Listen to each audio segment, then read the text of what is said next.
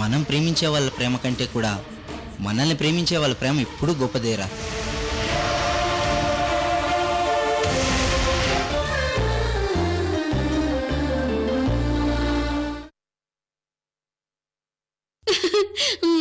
నా గుండె కొట్టుకుంటుందో లేదో చూడు.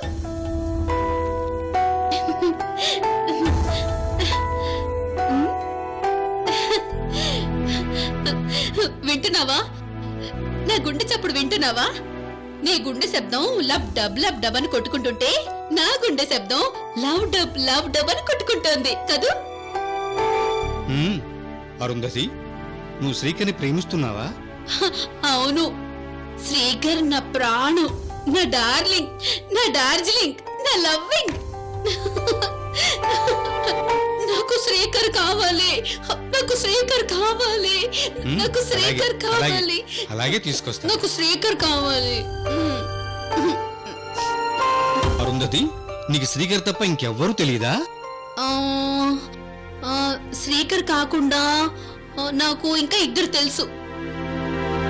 ఎవరా ఇద్దరు? ఒకరు ఆలేఖ్య, ఇంకొకరు ఐశ్వర్య. మరి ఈయనెవరూ తెలియదా? ఈయన తెలుసు, గడ్డం అంకుల్.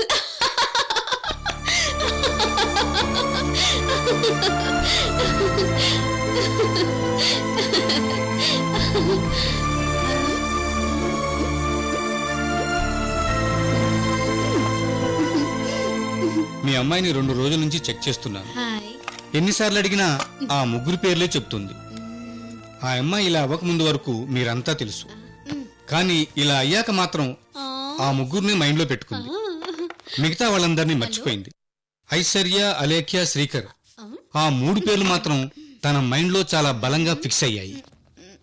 అంతేకాదు, శ్రీకర్ తనకు దూరం అయ్యాడనే ఫీల్లోనే అరుంధతి ఇంకా అలాగే ఉంది.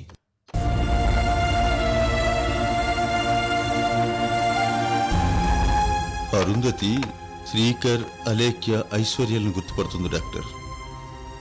ఆ ముగ్గురు అరుంధతి మైండ్లో పాజిటివ్ గాను నెగిటివ్ గాను అలాగే ఫిక్స్ అయిపోయారు. అయితే ఇప్పుడు ఏం చేయమంటారు? మీ కూతురు మళ్లీ మామూలు మనిషి అవ్వాలంటే వీలైనంత త్వరలో శ్రీకర్ని అరుంధతికిచ్చి పెళ్లి జరిపించండి.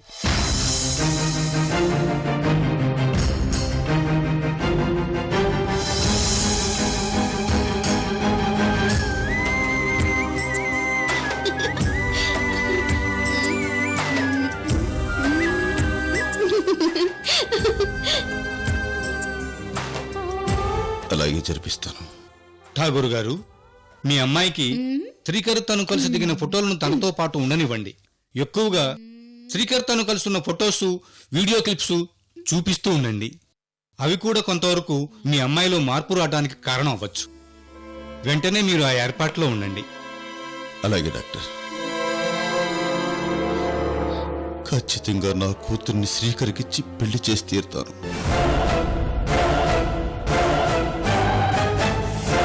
మళ్ళీ నా కూతుర్ని మామూలు మనిషిని చేస్తాను.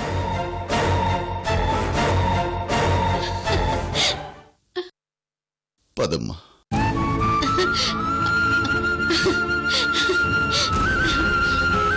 మరి నాకు శ్రీకర్ ఇచ్చి పెళ్లి చేస్తావా అంకుల్? తప్పకుండా చేస్తానమ్మా.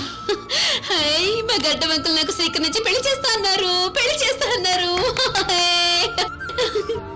మనం వెళ్దామమ్మా. Okay doctor. గడ్డం అంకుల్, మరి పెళ్లి తర్వాత నేను శ్రీకర్ కలిసి హనీమూన్ కి ఒక చోటుకు వెళ్తాం. ఎక్కడికమ్మా? మెంటల్ హాస్పిటల్ కి. అక్కడే బాగుంటుంది.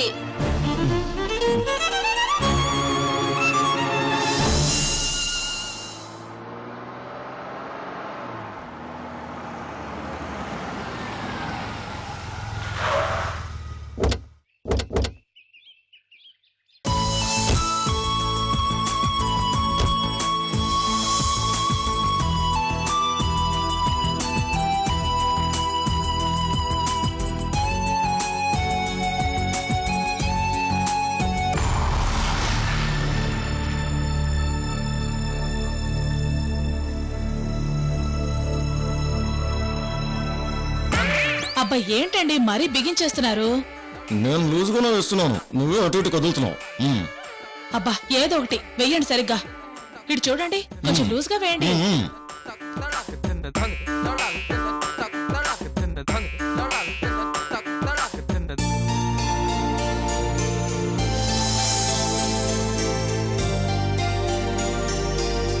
ఒరే గద్దముక్కు, సరిగ్గా వెయ్యి. ఏంటి? సరిగ్గానే వేస్తున్నాను, సరిగ్గా అయిపోతే నేను ఊరుకుంటావు ఏంటి అంటున్నా. వెయ్యి. కొంచెం ఇలా టైట్ గా లూజ్ గా ఎలాగనో వెయ్యి.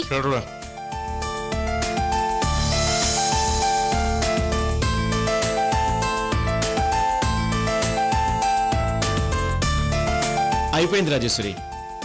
బానే వేశారా? చూడు రాజేశ్వరి. ఓకే బానే ఉందిలేండి.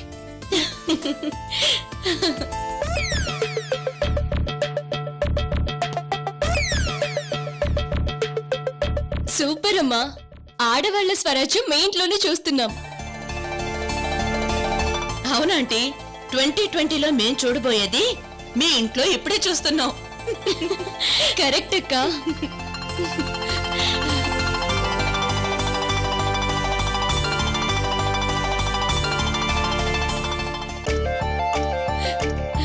బాగున్నారా ఆంటీ? బాగున్నా అమ్మా. రండి కూర్చోండి. రామ్మాలక్య ఆ తీయండి అడ్డంగా. ఎలా ఉన్నావమ్మా? బాబాయ్ ఎలా ఉన్నారు? బాగున్నా అమ్మా. మేమంతా బానే ఉన్నాం.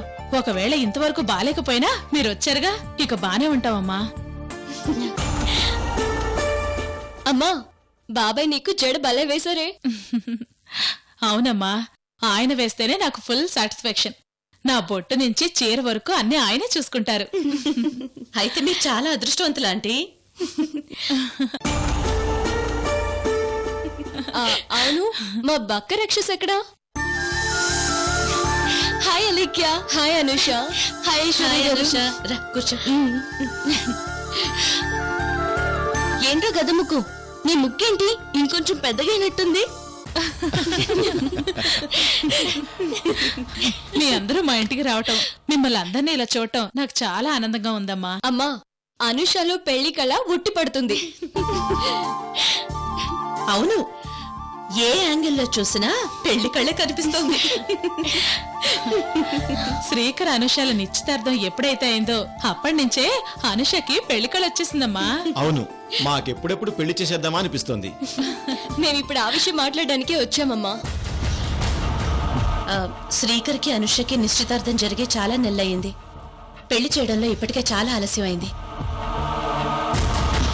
మనం ఇప్పుడు అర్జెంటుగా వీళ్ళిద్దరికి పెళ్లి చేయాల్సి ఉంది. లేకపోతే అనుష మా బావని లేపుకెళ్లి పెళ్లి చేసుకునేలా ఉంది.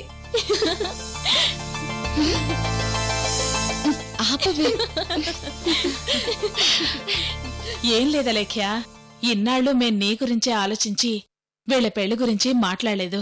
నీకు డెలివరీ అవడం, నువ్వు బిడ్డను పోగొట్టుకోవడం, ఇలా ఒకదాని తర్వాత ఒకటి నువ్వు పడే టెన్షన్ చూసి మేమే పోస్ట్ పోన్ చేసుకుంటూ వచ్చాం.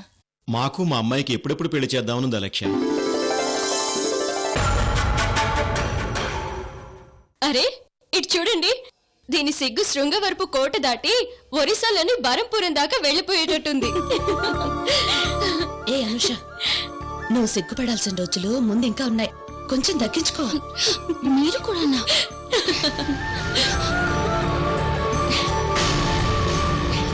నువ్వేంట్రా బెల్లం కొట్టిన రాయిలా అలా చూస్తున్నావు? నీ పెళ్ళండ్రా, కొంచెం నవ్వు. శ్రీకర్, నువ్వు ఈ ఇంటికి కాబోయే అల్లుడివి. అయినా నువ్వేంటే వచ్చి మా మధ్యని కూర్చున్నావు? వెళ్ళి వాడి పక్కన కూర్చో. అవుననుష, వెళ్ళు వెళ్ళు. నువ్వు మామూలుగా వాడికి తొడపాసం గిచ్చటం లాంటివేవో చేస్తుంటావు కదా, వెళ్ళి ఏదో ఒకటి చేసి ఏదో లోకంలో ఉన్న శ్రీకర్ గారిని బయటికి తీసుకురామ్మా. నేను వెళ్ళను, నాకు సిగ్గు. అది కొత్తగా సిగ్గు నేర్చుకున్నట్టుంది, దాన్ని ఎందుకు ఇబ్బంది పెడతారు? సరేనమ్మా, పెళ్లి ఎప్పుడు ఏంటి అనేది ఒకసారి పంతులు గారిని పిలిపించి మాట్లాడదాం. ఎప్పుడో ఏంటో కాదమ్మా, 10 రోజుల్లో వీళ్ళ పెళ్లి జరిగిపోవాలి. అయ్యో 10 రోజులా? అంత తక్కువ టైంలో ఎలా చేస్తాం? మేమున్నాం కదా ఆంటీ, మీరలా చూస్తూ ఉండండి అంతే.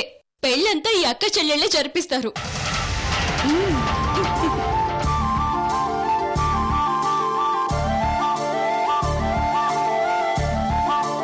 మీరు పెళ్లికొచ్చిన చుట్టాల్ని అలా చూడడమే మీ డ్యూటీ. పెళ్లి జరిపించేదంతా మేమే. మా భారం మీరు తీసుకుని మీరే పెళ్లి చేస్తానంటే మాకు అంతకంటే ఆనందం ఏముంటుంది?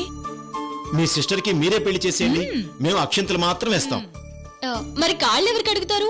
అంటే అల్లుడి కాళ్ళు కడగకుండా ఉండటానికి ప్లాన్ చేద్దాం అనుకుంటున్నారా? హలో బాబాయ్, ఈ పప్పులేమీ ఉడకవు. మా బావ కాళ్ళు కడగాల్సిందే. అలాగేనమ్మా, అల్లుడు కాళ్ళు కడిగి ఆ నీళ్లు నెత్తిన పోసుకుంటాం, ఓకేనా? మీరేంటి నవ్వుతూ కూర్చున్నారు? వచ్చిన వాళ్ళకి ఏమైనా తీసుకొస్తారా లేదా? వెళ్ళండి. అయ్యో, బాబాయ్కి చెప్తున్నారేంటమ్మా? ఉండు, నువ్వు కూర్చోమ్మా. మా ఇంట్లో పనులని చేసేది మగాళ్లే. అయ్యో ఆంటీ, ఆయన పోలీస్ ఆఫీసర్ కదా. ఈ ఇంట్లో ఆయనకి మా అమ్మే ఆఫీసర్. ఏం చేస్తామమ్మా, ఆడవాళ్ళ రాజ్యం.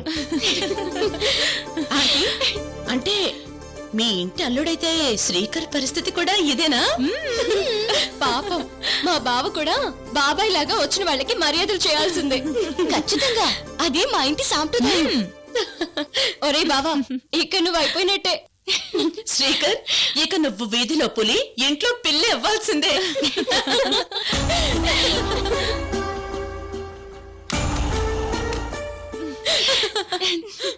మా ఇంటికి వచ్చిన అల్లుడికి ఒక రూల్ ఉంది. ఏంటది? పొద్దున్నే భార్య చేతికి కాఫీ ఇవ్వాలి. ఆహా, ఆ తర్వాత మొహం కడుక్కోవడానికి బ్రష్ మీద పేస్ట్ పెట్టివ్వాలి. అబ్బో, బ్రష్ మీద పేస్ట్ పెడితే సరిపోతుందా, లేకపోతే పళ్ళు కూడా తోవాలా? అక్కర్లేదు, మేం మొహం కడుక్కున్నాక తుడుచుకోవడానికి టవల్ ఇస్తే సరిపోతుంది.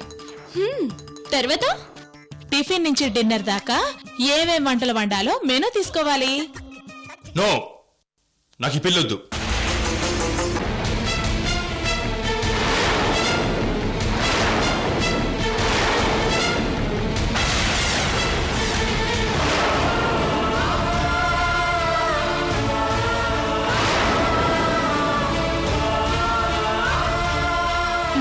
ఇవన్నీ చెప్పేసరికి మా బావ భయపడిపోయినట్టున్నాడు.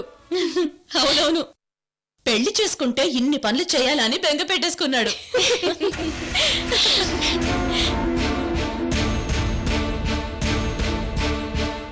అల్లుడు గారు, మగాళ్ళకి ఇవన్నీ తప్పవు. పెళ్ళైన కొత్తలో బానే ఉంటుంది, ఆ తర్వాతే ఎందుకు పెళ్లి చేసుకున్నారా బాబు అనిపిస్తుంది. తర్వాత ఆ బాధ ఎక్కువైపోతుంది, ఆ తర్వాత అదే అలవాటైపోతుంది. ముందు ఈ జ్యూస్ తాగి కూల్ అవ్వండి అల్లుడు గారు. తీసుకోండమ్మా. Thank you uncle. నువ్వు కూడా. బాబాయ్, తీసుకో. మిమ్మల్ని ఇబ్బంది పెట్టేస్తున్నా. అయ్యో అదేం లేదమ్మా. మీరు తీసుకోండి. Thank you.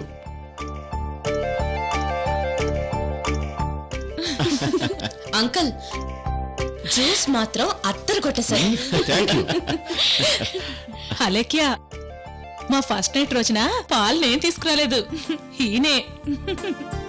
అలాగే ఫస్ట్ నేను చేయలేదు, ఈవిడే నా మీద చేసింది.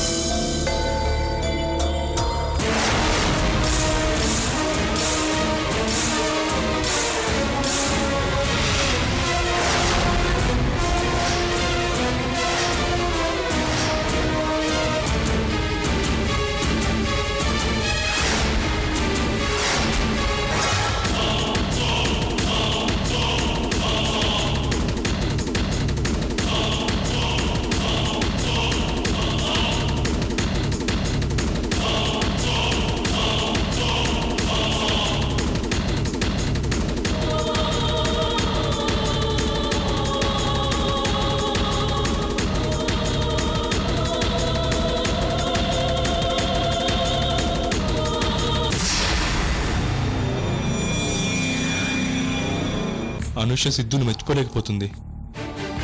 అనుషకి సిద్ధు ప్రాణానికి ప్రాణమైపోయినట్టున్నాడు.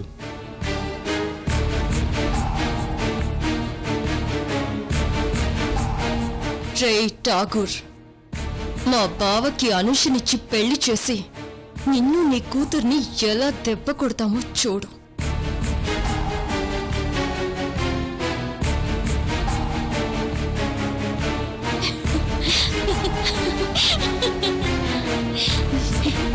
రే ఠాగూర్, నీ కూతురి చేత నన్ను బయటికి గెంటించి నన్ను అవమానిస్తావా? మీరు చేసిన అవమానానికి మేము కొట్టుపోయే దెబ్బ ఎలా ఉంటుందో చూడు.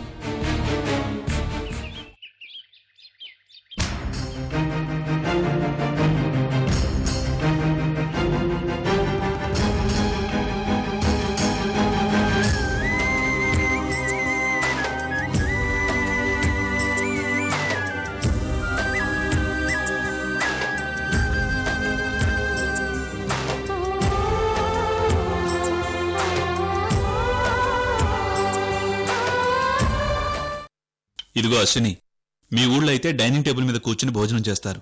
ఇక్కడ చూసావు కదా, మేము ఇలాగే కింద కూర్చుని భోజనం చేస్తాం. ఇలా చేయటం మా అలవాటు. మా నాయ తాతయ్య కూడా ఇలాగే కింద కూర్చొని ఫోన్ చేస్తారు.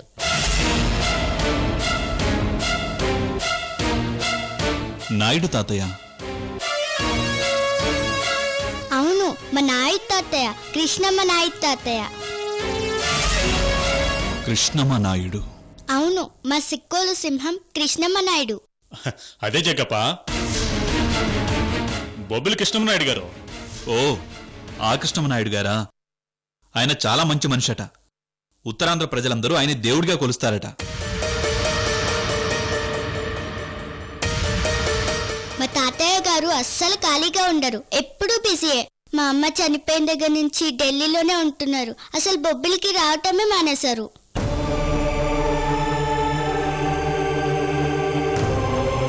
మీ అమ్మగారి పేరేంటమ్మా? మా అమ్మ పేరు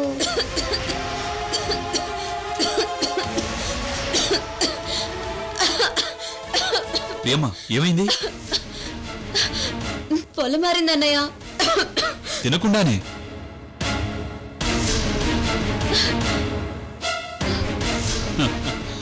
మీ ఆయన పార్థివ్ నిన్ను తలుచుకుంటున్నాడేమో. అయినా బావ నిన్ను వదిలి ఒక్క క్షణం కూడా ఉండలేడు కదా. ఇన్ని రోజులు ఎలా ఉన్నాడు? అది ఆయనకి ఫోన్ చేసి నువ్వే అడగన్నయ్యా.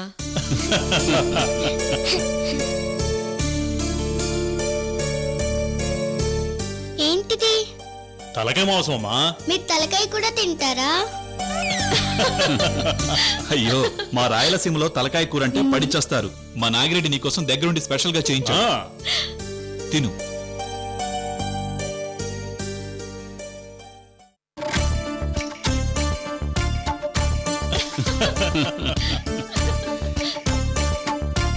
అదేంటి, నేను ఇది తింటుంటే మీరు అందరు అలా నవ్వుతున్నారు? రాగి ముద్దను అలా తినకుండా మింగాలమ్మా. అవునమ్మా, అంతా మింగాల. అది ఎలా మింగాలో నేను చూపిస్తానో, చూసి నేర్చుకో. ఇలా తీసుకుని ఇలా ముద్ద చేసి ఇలా పులుసులో అద్దుకుని అలా మింగాల. ఆంటీ, మీకు కూడా ఇది మింగటం వచ్చా? ఈ రాయలసీమ గడ్డ మీద పుట్టిన ప్రతి ఒక్కరికి చిన్నప్పటి నుంచి ఇది అలవాటేనమ్మా.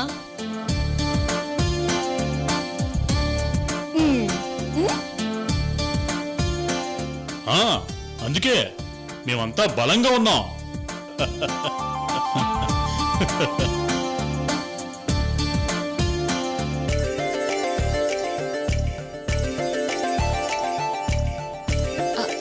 అశ్విని, నీకు మింగటం రావటం లేదు.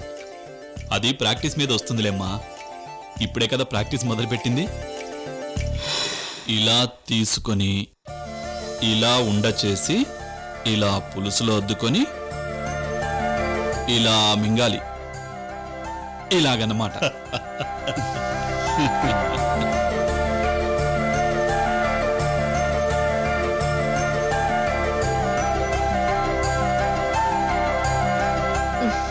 సరే అశ్విని, ఈ రోజుకి తినే. తర్వాత నెమ్మదిగా రాగి ముద్దని ఎలా మింగాలో నేర్చుకుని మింగుదు గాని. లేదు, నేను ఇప్పుడే రాగి ముద్దను మింగాలి.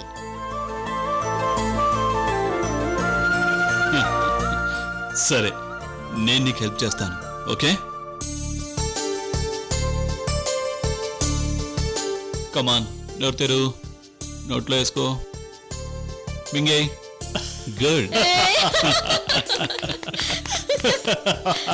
గుడ్. అశ్విని, నీకు కూడా మీ అమ్మలాగే పట్టుదల ఎక్కువ. తను కూడా అంతే. ఏదైనా నేర్చుకోవాలనుకుంటే ఆ నిమిషమే నేర్చుకునేది. అమ్మా అశ్విని, కోడి కాలు తినమ్మా. నాకు లెగ్ పీస్ అంటే చాలా చాలా ఇష్టం.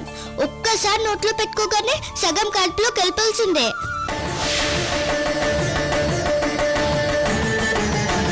ఒరే నాగిరెడ్డి, నాకు కోడికాలంటే చాలా చాలా ఇష్టం రా.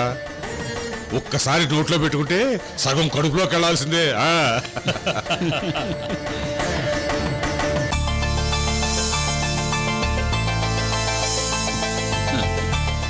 ప్రియాంక, నాన్నగారికి కూడా కోడి కాలంటే చాలా ఇష్టం కదూ? అవునన్నయ్య. మీ డాడీకి కూడా లెగ్ పీస్ అంటే చాలా ఇష్టమా? అమ్మా అశ్విని, నువ్వు మీ డాడీ అనకూడదు, రాజేశ్వరరెడ్డి తాతయ్య గారు అనాలా.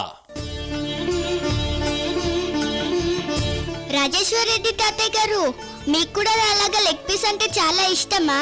నాకు కూడా చాలా ఇష్టం.